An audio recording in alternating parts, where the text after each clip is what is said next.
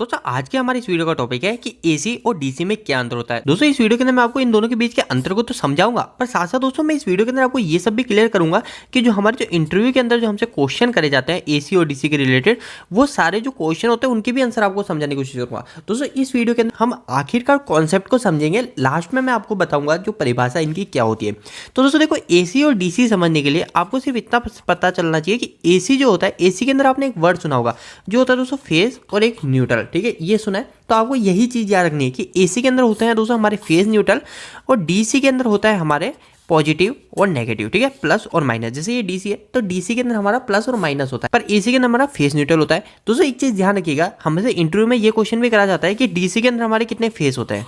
तो दोस्तों जैसा मैंने भी आपको बताया कि डीसी के अंदर फेज होता ही नहीं है, फेज हमेशा ओनली फॉर एसी के अंदर होता है। डीसी के अंदर तो ओनली फॉर पॉजिटिव और नेगेटिव ही होता है, तो आप उनका ये कह सकते हो कि डीसी के अंदर कोई भी फेज नहीं होता है। अब एसी के फेज की बात करें तो एसी के अंदर आपको पता है हम 3 फेज को उपयोग लेते हैं, जो कि होता है एक आर हो जाता है, एक वाई हो जाता है और एक बी हो जाता है, और एक हो जाता है हमारा न्यूट्रल। तो दोस्तों आपको फर्स्ट ये चीज क्लियर हो गई, एसी के अंदर हमारा फेज और न्यूट्रल होता है, इससे ही आपको सारा डाउट क्लियर हो जाएगा। तो सेकंड चीज होती है हमारी फ्रीक्वेंसी। ठीक है, एसी और डीसी के अंदर जो अंतर बताती है वो होती है हमारी फ्रीक्वेंसी। फ्रीक्वेंसी बहुत ही सिंपल है दोस्तों। देखो सबसे पहली चीज आप ये समझिए कि हमारे इंडिया के अंदर फ्रीक्वेंसी होती है 50 हर्ट्ज। आपको ये चीज ध्यान रखनी है, इंडिया के अंदर फ्रीक्वेंसी क्या है, 50 हर्ट्ज। आपको ये रट लेना है।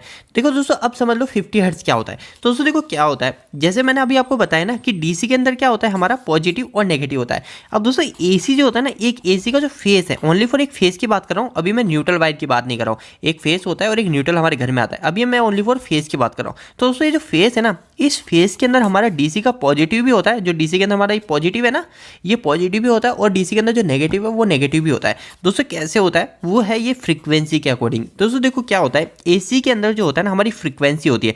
अब ये फ्रीक्वेंसी क्या होती है, जैसे हमको पता है 50 हर्ट्ज फ्रीक्वेंसी। तो दोस्तों देखो ये जो हमारा जो करंट होता है, जो हमारे जो वोल्टेज होते हैं वो ऐसे साइकिल में चल रहे होते हैं। हमको पता है कि हमारा जो वोल्टेज और करंट एक तार में से निकल रहा है, पर दोस्तों वो जो तार होता है उस तार में कुछ साइकिल चल रही होती है, जो इंजीनियरिंग लैंग्वेज में देखें तो फ्रीक्वेंसी होती है। जैसे ये हो गई फ्रीक्वेंसी। ठीक है, ये होती है हमारी फ्रीक्वेंसी। इसका मतलब क्या है दोस्तों, हमारा जो करंट है, हमारा जो एसी करंट है, इसके अंदर जो फेस वायर है, वो जो फेस वायर है, वो फेस वायर कुछ समय के लिए प्लस में भी जाता है और कुछ समय के लिए माइनस में भी होता है। तो दोस्तों इसको और आसान भाषा में समझाऊं तो दोस्तों ये हमारे सामने एक बल्ब है, जब हम इसको ऑन करते हैं, हम इसके अंदर फेस और न्यूट्रल देते हैं, तो क्या होता है, ये ग्लो होता हुआ दिखता है, कंटिन्यूसली ग्लो हो रहा है।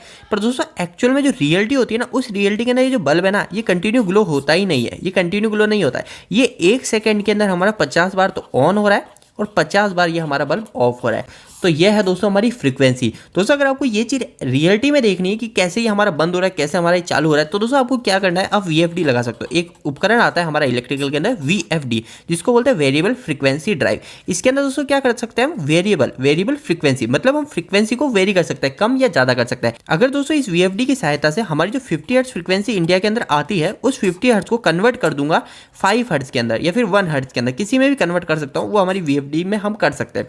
तो 1 हर्ट्ज पे कर दी तो हमको ये जो बल्ब है ना, ये 1 सेकंड में एक बार बंद चालू होता हुआ दिखेगा। अगर मैंने इसको 40 हर्ट्ज कर दी तो ये 1 सेकंड में 40 बार बंद चालू होता है। तो दोस्तों फ्रीक्वेंसी आप समझ गए, फ्रीक्वेंसी क्या होता है। अगर आप अपने घर में अगर 1 हर्ट्ज की सप्लाई है, 1 हर्ट्ज की सप्लाई है, 1 हर्ट्ज की सप्लाई का मतलब 1 सेकंड के अंदर हमारा ये साइकिल बन रही है, एक बार पॉजिटिव और एक बार नेगेटिव, एक फेज के अंदर। पर दोस्तों अगर इंडिया के अंदर अभी पता है आपको 50 हर्ट्ज फ्रीक्वेंसी चलती है, तो इसका मतलब ये 1 साइकिल हो गई। ऐसी दोस्तों ये 2 साइकिल, ऐसी दोस्तों ये 3 साइकिल, ऐसी ही दोस्तों 50 साइकिल हमारी 1 सेकंड में एक फेज में से निकलती है। तो दोस्तों अब आपको यही चीज याद रखनी है, हमारा जो एसी होता है, एसी के अंदर हमारी फ्रीक्वेंसी होती है, जबकि डीसी के अंदर फ्रीक्वेंसी नहीं होती है।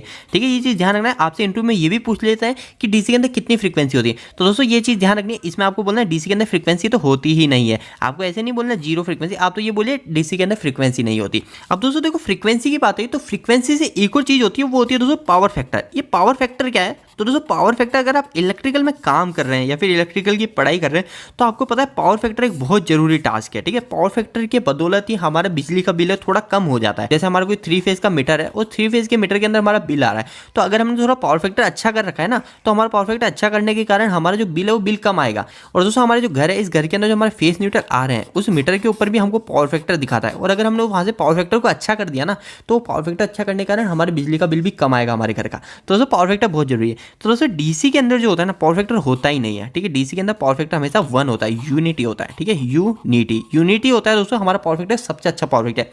दोस्तों देखो पावर फैक्टर क्या होता है इसी वीडियो के अंदर मैं आपको थोड़ा सा क्लियर करूंगा। दोस्तों देखो पावर फैक्टर काफी सिंपल है, जैसा भी मैंने आपको बताया ना कि हमारी साइकिल होती है तो दोस्तों देखो जैसे हमारा कोई वायर है, जैसे हमारा ये फेस वायर है, ठीक है, ये फेस वायर है। अभी हम एसी की बात करें तो एसी के अंदर हमारा फेस है, ये आर फेस मान लो। तो ये जो फेस वायर है ना, इस फेस वायर के अंदर जो आपको पता है ये फेस वायर है, इसके अंदर करंट भी जा रहा है और वोल्टेज भी जा रहा है, ठीक है। करंट और वोल्टेज दोनों जाते हैं। तो दोस्तों वो जो करंट और वोल्टेज है ना, इनकी खुद की दोनों की अलग अलग वेवफॉर्म होती है। ये जो वेवफॉर्म है ना, इसको बोलते हैं दोस्तों वेवफॉर्म। तो ये जो वेवफॉर्म होती है दोनों की अलग अलग होती है। तो दोस्तों जैसे मान लो ये मैंने 2 हर्ट्ज बना दिया है ना, ये 2 हर्ट्ज हो गए 1 और 2। तो दोस्तों जैसे ये हमारी वोल्टेज की वेवफॉर्म है, ठीक है। तो दोस्तों करंट की वेवफॉर्म भी उसी वायर से जा रही है ना, तो करंट की वेवफॉर्म जैसे अगर मान लो थोड़ा सा आगे पीछे हो गई, गलती से डिस्टर्बेंस के कारण थोड़ी सी आगे पीछे वेवफॉर्म हो गई, तो इन दोनों के बीच में अंतर आ गया। तो दोस्तों ये दोनों के बीच में जो अंतर है ना, यही होता है हमारा पावर फैक्टर। और ये पावर फैक्टर हमारे डीसी के अंदर होता ही नहीं है। क्यों नहीं होता डीसी के अंदर पावर फैक्टर? क्योंकि डीसी के अंदर तो वेवफॉर्म ही नहीं होती ना। तो मैंने यही चीज आपको समझाई कि डीसी के अंदर तो फ्रीक्वेंसी होती ही नहीं है, इस कारण से डीसी के अंदर पावर फैक्टर भी नहीं होता है। एसी के अंदर हमारा पावर फैक्टर की प्रॉब्लम आती है क्योंकि जो वेवफॉर्म होती है वो वोल्टेज और करंट के आगे पीछे हो जाती है। तो दोस्तों वो होता है हमारा पावर फैक्टर। इसके अलावा दोस्तों डीसी को हम उत्पन्न कैसे करते हैं वो भी मैं आपको बता देता हूँ। तो डीसी को उत्पन्न करने के लिए आपको पता है दोस्तों डीसी जनरेटर आते हैं, डीसी जनरेटर, ठीक है। दोस्तों डीसी डायरेक्ट उत्पन्न भी होती है, आपको पता है डीसी को हम एसी से कन्वर्ट करते हैं, एसी से हम डीसी में कन्वर्ट करते हैं। कैसे करते हैं? हम डायोड का इस्तेमाल करती है, डायोड का इस्तेमाल करके। आपने सुना होगा रेक्टिफायर सर्किट बनाते हैं डायोड के इस्तेमाल से और हमारा एसी से डीसी में कन्वर्ट कर देते हैं। पर दोस्तों हमारी डीसी भी डायरेक्ट बनती है। आपको पता है हमारे सोलर पैनल होता है, वो सोलर पैनल क्या करते हैं? वो सोलर पैनल हमको डायरेक्ट डीसी सप्लाई देते हैं।